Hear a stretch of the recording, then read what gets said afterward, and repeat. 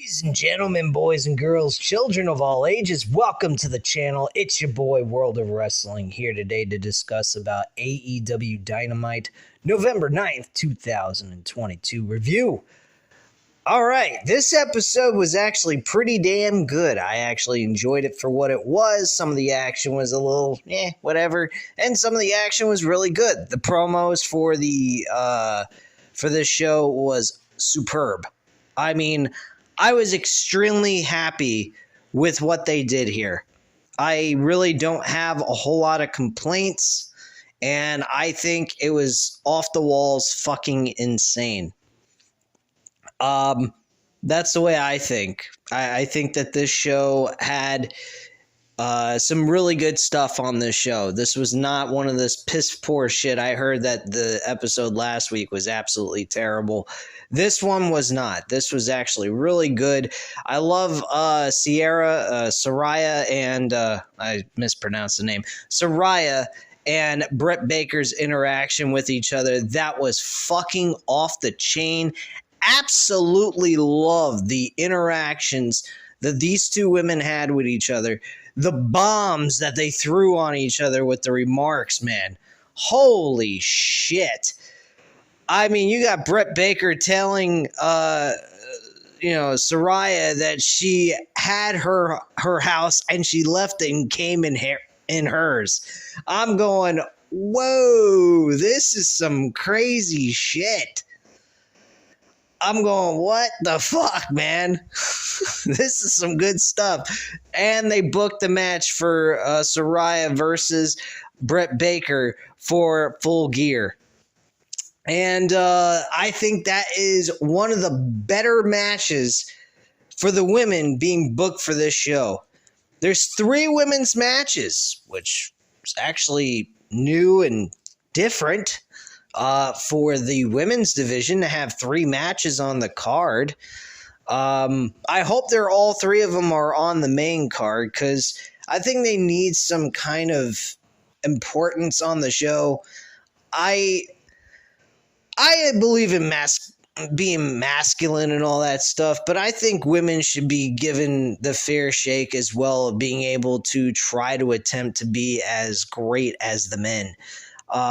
Because, everybody deserves a right to be treated as an equal and be fair. And I think that's great. And I hope that Tony Khan makes the women's division better, more entertaining. The wrestling is as good as the men. We've seen it happen in WWE before. The women have produced some matches, not a lot, over the years, since they've gotten really heavy on trying to make women equal to the men's wrestling. But in WWE, there's been a couple of events where the women actually had better matches than the men. And I think that's fucking awesome. It's a nice change of pace. You get to look at good-looking women on top of it. It's fun. I mean, who the fuck wants to stare at fucking buffed up guys all day long? I mean, come on.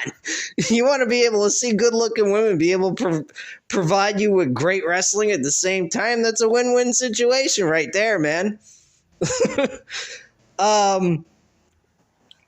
But bottom line, I think that this show was very solid.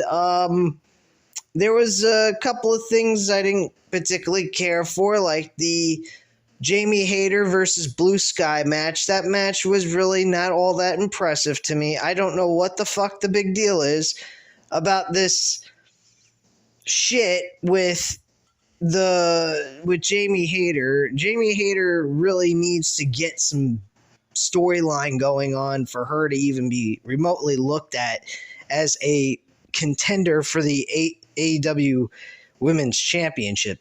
Sorry, I'm getting gassy over here. What the fuck? So yeah, she had that match. That match absolutely sucked. Blue Sky, gorgeous girl, but really, she's not that great in the ring, unfortunately. What else happened on the show? We had FTR and the Acclaim go up against the Ass Boys, the Gun Club, whatever you want to call them. And Swerve in Our Glory was the other tag team that was along with the Ass Boys and the Firm. This match was alright. It wasn't that bad. It was an 8-man tag team match with 4 different tag teams teamed together in 2 teams going up against each other, and FTR wins the match with the big rig on Austin Gunn to get the victory. So that's pretty much what happened there. We also had Ethan Page and Eddie Kingston. Holy fuck, Eddie Kingston was on the damn show tonight. I can't believe it. He was actually on the damn show. That was something very impressive. This was actually a world championship contender. I am assuming that they're doing a range of matches to determine who's going to be the next in line after Full Gear to face MJF for his world championship, because I'm assuming he's going to be the guy to beat Jon Moxley for the world title. Wouldn't make a lot of sense for him to go ahead, go through all this buildup, and then have him lose to Jon Moxley, even though Jon Moxley is the fucking workhorse of AEW. Let's be real. Jon Moxley is no longer needed to be world champion. We found our replacement. I can speak. I hope I can. Anyway, we found our replacement. His name's MJF. The guy's a fucking killer on the microphone. He's damn decent. He's pretty damn decent in the ring. He can provide you one of the best matches you could possibly ask for. He puts a lot of emotion into his matches, and he's pretty darn good in the ring. I can't complain too much. I mean, he's not one of these flip and dive artists, but he actually gets the job done where you can be entertained and happy to watch the match. So he's gotten better over the years for me as wrestling per se, but his best artistic thing that he can do is actually be on the microphone. So what happened in this match between Ethan Page and Eddie Kingston, going back to that? I'll tell you what happened about Ethan Page and Eddie Kingston. Ethan Page actually picks up the victory here against Eddie Kingston. So we bring back Eddie Kingston so he can suffer an L. Well, it's been reported that these two in the indies have fought each other multiple times, at least 5 times, and 4 of the 5 times Eddie Kingston has won those matches. So this being match number 6, Ethan Page finally got another W, second time out of the 6 encounters that these two men have had with each other in their history in the wrestling business. So Ethan Page got the W with an Razor's Edge type power bomb and got the 1, 2, 3 to walk away victorious. We then got there was also a vignette showing MJF doing a podcast about his overall status, what is going on, is he going to be able to prepare for this world championship match at Full Gear, is everything okay with that match? Apparently when this was done, they reported that he's perfectly fine. He will be 110% at the pay-per-view of Full Gear. So he will be ready and good to go. He mentioned about his opponent, Jon Moxley, and he stated that he doesn't like him. He still thinks he's a scumbag, a dirtball that came from the streets in Cincinnati of Ohio. So he doesn't have a whole lot of... You're not going to see those two at a bar together having a couple of drinks like they're buddies. In that sense, I think in real life they probably do have a lot of respect for each other, and they do probably deal with each other more than likely. I don't think MJF has any beef with Jon Moxley by any means. But he said, you know what, there is one thing I will say, and I will give him props for. He works his ass off. He came from fucking nowhere, worked his way up to the top, and he is one of the best in this business. He gets by with his wrestling ability, and the people absolutely love him for it. He says, I think that's a great quality of Jon Moxley, But at the end of the day, it doesn't matter how I feel about Jon Moxley. The only thing that matters at this point in time in his career is going ahead and becoming a once-in-a-lifetime superstar in this business. He wants to be a Bruno Sammartino. He listed off a list of legends that came into this business. Bruno Sammartino, Ric Flair, Hulk Hogan, John Cena, The Rock, Stone Cold Steve Austin. The list went on. And he says, I'm going to be the next guy to be the face. I'm a guy who you can use to do movies. By the way, he actually has been casted in a movie, by the way, and he hasn't even won a world title yet. He's not officially the face of the fucking company. He's already getting roles in movies. Not that it's probably going to be anything big, but still, this guy is only like 26 years old or some shit. 24 maybe? I'm not sure. I think he's 26. Point being is, the guy is amazing. He talks on the microphone. He kills it every fucking time. Anyway, guys, now let's move on to the next matchup on the card. It was actually for the TNT Championship. We had Daivari, whatever way you pronounce his fucking name. Who gives a shit? The guy absolutely sucks. He fucking sucks, okay? He just fucking blows. Can't stand this guy, Daivari. He's been shown like twice on this damn show before in the past of this year. Fuck it. Who cares? Fuck Daivari. He got fucked up. Got squashed like a bug by Wardlow for the TNT Championship. This was an open challenge, I would say. And he got his ass whooped. Didn't do 1 ounce of offense in this match at all. He got powerbombed 4 fucking times. The powerbomb of Symphony. And that was that. Samoa Joe actually, by the way, was out there with him, the Ring of Honor television champion. From what I've heard, they've actually had some bickering between the two in recent weeks. Think off of Rampage, because I don't watch Rampage anymore. As you guys already can tell, I haven't been covering Rampage on this channel for a while now. And that's simply because it feels like I'm watching a fucking dark show instead of the continuation of what was taking place on Dynamite carrying over to Rampage for 1 hour. So I'm not particularly keen in watching the show anyway and giving my thoughts on it because there's really nothing to give.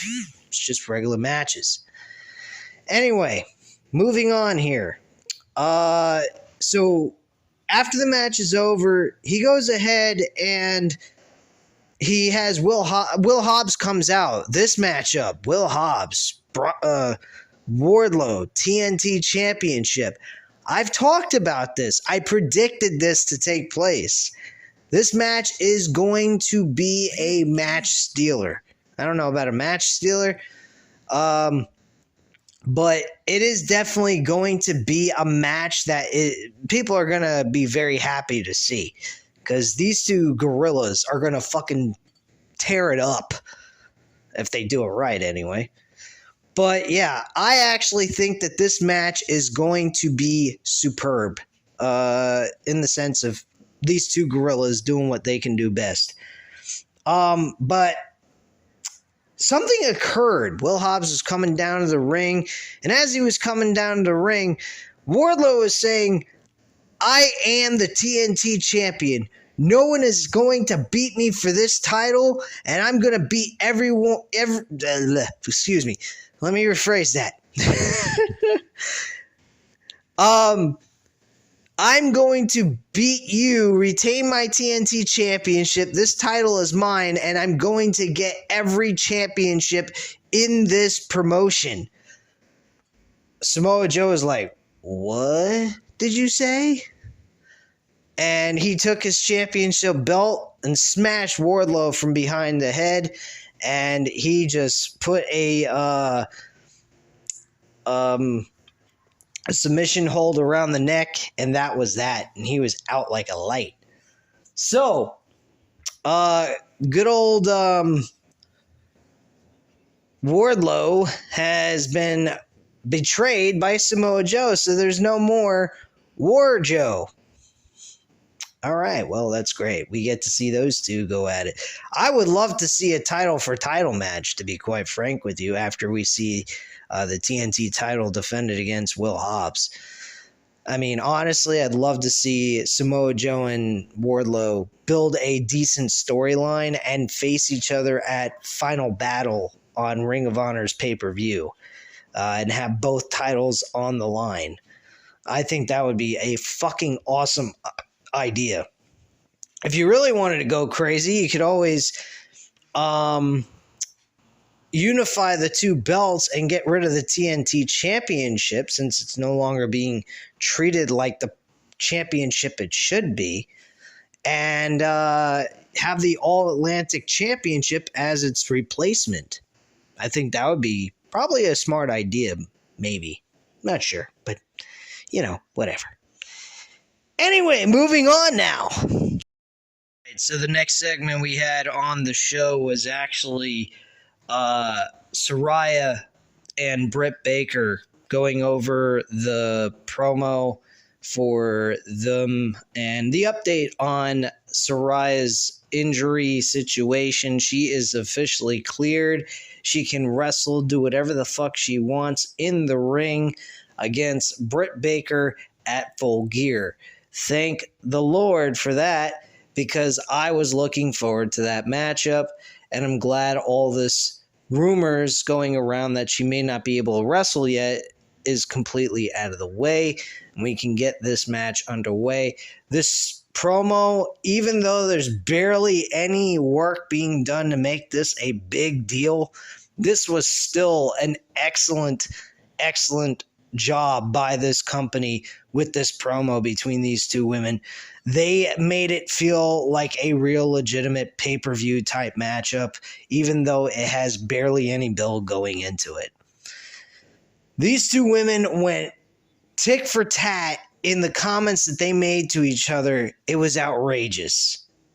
And I am super excited to see this match take place at Full Gear. I am definitely buying the pay-per-view. I feel this pay-per-view is far better than what we were getting for All Out. I think All Out was a terrible fucking pay-per-view. Maybe a few good things on the show, but overall, the show absolutely sucked. This one looks like it is going to be a very fun and very enjoyable pay-per-view. And the best part is, it will be on Saturday night instead of Sunday night, which I am so grateful that they decided to do that, because I like the pay-per-views being on Saturdays. It makes it easier for us to be able to be live here on the channel and be able to have a full-blown conversation with you guys. I really love having conversations with you guys. By the way, guys, Random Wrestling Talk episode number 37 was a fucking fun time for me last night. I had a blast. I thank you guys so much. For the few of you that showed up, I thank you so much for showing up, interacting with me, and making the show a lot of fun to do, because it was a blast last night. And we're going to be doing it next Tuesday night, and I hope to see you all there for whoever can show up. And again, as always, if you can't show up live, leave the comments down below, and I'll call, what am I fucking talking about? I'll answer you back, as usual. I don't have your phone number, so I can't call you. Anyway, moving on now. So we get that taking place. Then we have Trent Beretta and Jay Lethal going at it one-on-one in a pretty decent one-on-one matchup. There was interferences. The lethal injection was the finishing touch to the match with some outside interference. So again, we get to see Jay Lethal cheat in the same fashion he did the week before. Pretty weird. I think it's a little too repetitive, and that shit has got to change, because Jay Lethal does not need any outside interference to actually win a match. I think that's absolute crap that they're doing that with Jay Lethal. I love Jay Lethal. I think he's an excellent wrestler and fucking great at what he does. So after the match is over, Tony Schiavone goes towards them with the microphone and interview them and go, what is your deal with this cheating and all this and yada, yada, yada. And they bring out Jeff Jarrett. Jeff Jarrett pretty much goes ahead, hypes up the entire group, says Jay Lethal is one of the best wrestlers he's known, a multi-world champion in Ring of Honor. It says Sanjay Dutt is a former X Division, I think he said an X Division wrestler from TNA. And he talked about Satnam Singh, how he's the first ever NBA basketball player that stepped foot in the league as an Indian and also made it to the professional wrestling business to get involved in that, which, by the way, he has not done shit in the pro wrestling business. He's worse than Omos. You know, the great Omos. Yeah, he is worse than him. That is fucking pathetic and sad. He's worse than the great Khali. He's worse than any big man you can think of at this point that was absolute shit back in the day. He is fucking bottom of the barrel garbage. He's even worse than Giant Gonzalez. Back in 1990, I think it was 93 WrestleMania against The Undertaker. That was fucking the worst match Undertaker ever had. But still, even that, he's worse than him. Anyway. So yeah, the Jay Lethal comes out and he's talking about everyone else, and he mentions Darby Allin and Sting, and he issues the challenge for him and Jay Lethal to team together against Darby Allin and Sting. He's interrupted by this one of the crew members telling him to wrap it up, and he told him, you ain't gonna tell me when to wrap it up, okay, pal? And he tells him again, and he gets really frustrated, and he tries to grab him and then hit him with the guitar, but he manages to run away, and he just stands around. He's getting totally distracted by the audience while he tries to cut this promo, by the way. The promo was downright somewhat okay, but still it was fucking pathetic.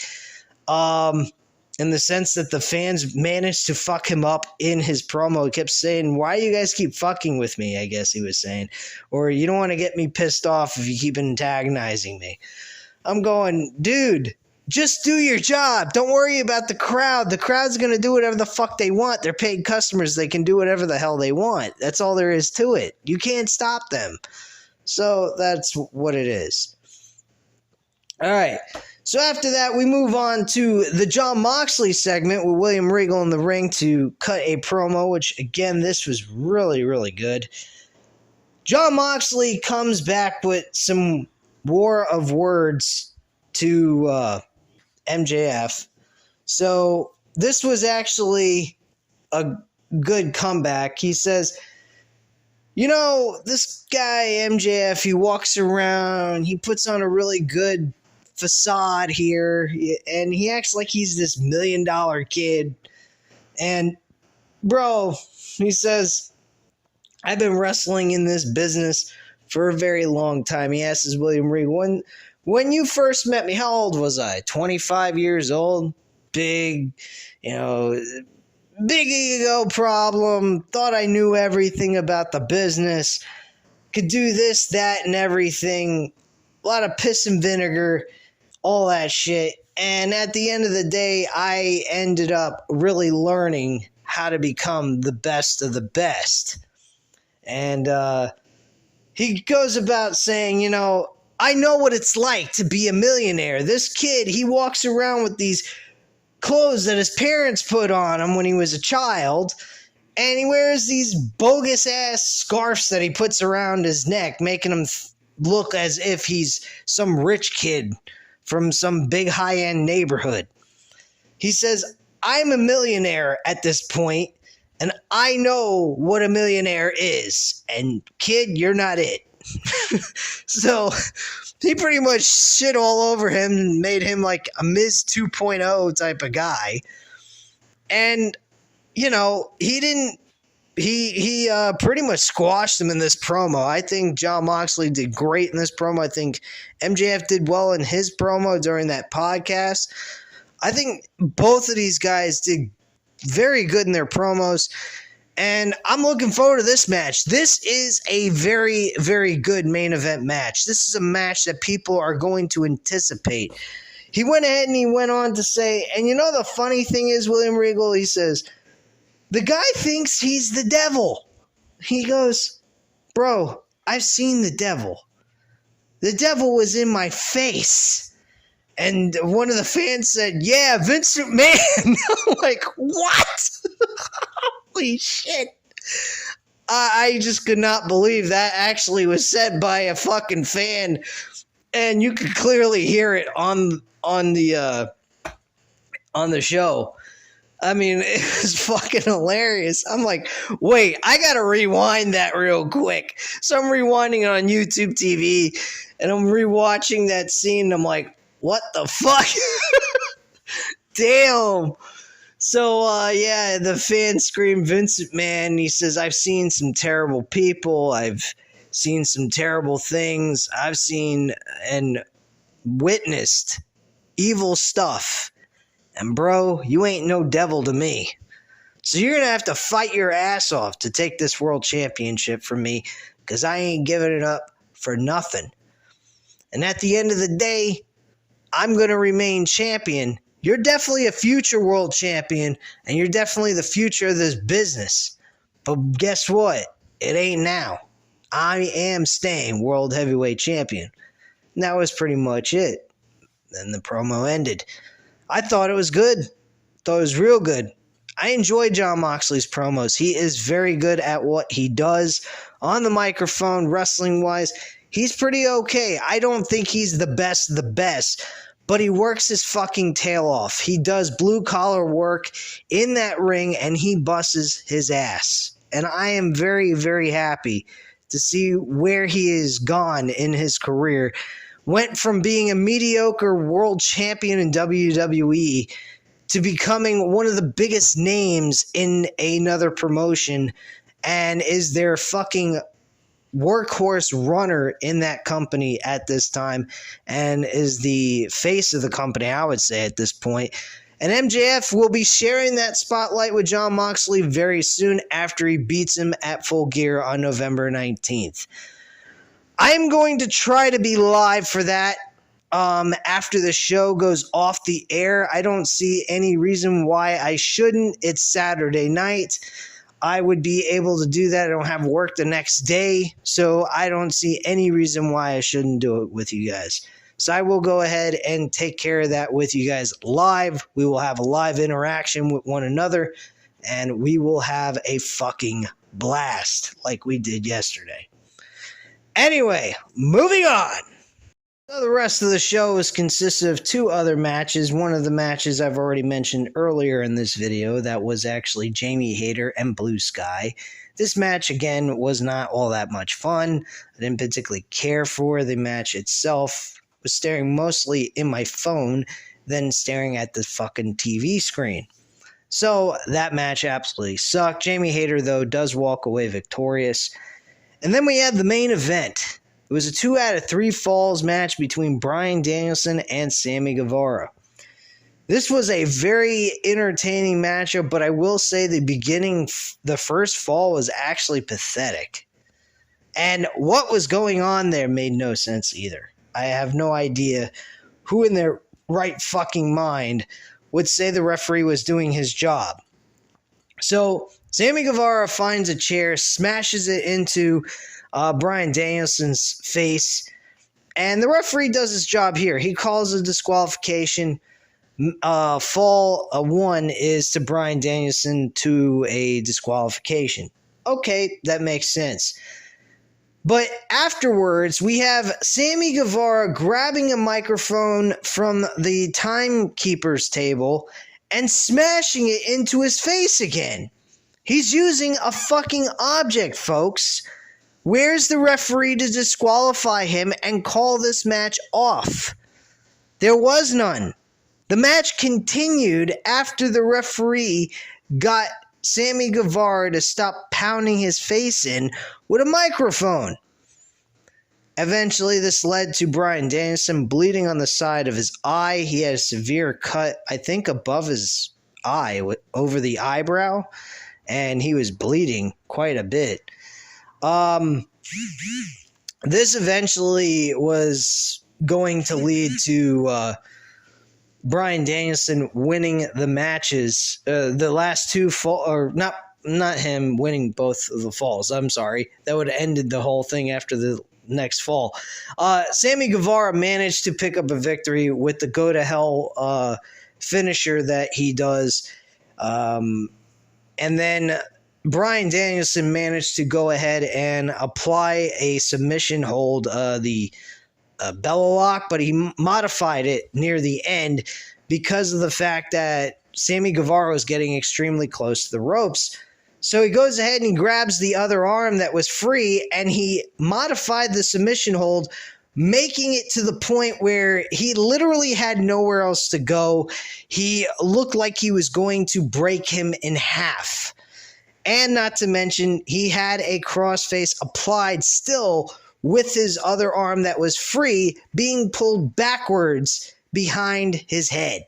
So it was very uncomfortable for him. He had nowhere else to go. The referee saw that there was nothing else he could do. The referee had to call the match off completely anyway and say he had to submit, and that was that. Match was over, and that's it.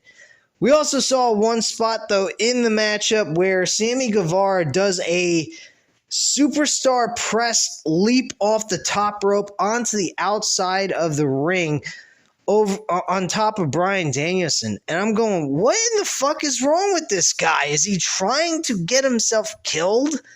Is he suicidal or something? I mean, I'm worried one day we're going to witness him do one of these moves and land on his neck and kill himself.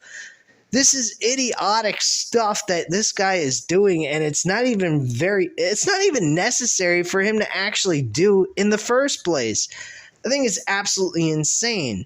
But it is entertaining to see him do this, but also it's very concerning if he's going to possibly get himself injured at some point. So it's kind of a toss-up of what's more important, his well-being or his insanity, giving us entertaining spots like we just saw tonight. I don't know. I'd rather see him be safe and not dead, you know? But anyway, guys, that's all I have to say at this time for this review. This was a very entertaining AEW Dynamite. Not too much to complain about here tonight. I was very happy to watch this. So you know what to do at this time. Go ahead and hit that like button. Hit the subscribe button if you're not already subscribed to the channel. And leave a comment down below, and I'll definitely get back to you on that. And I thank you guys very much for watching. Have a great night, guys. Bye.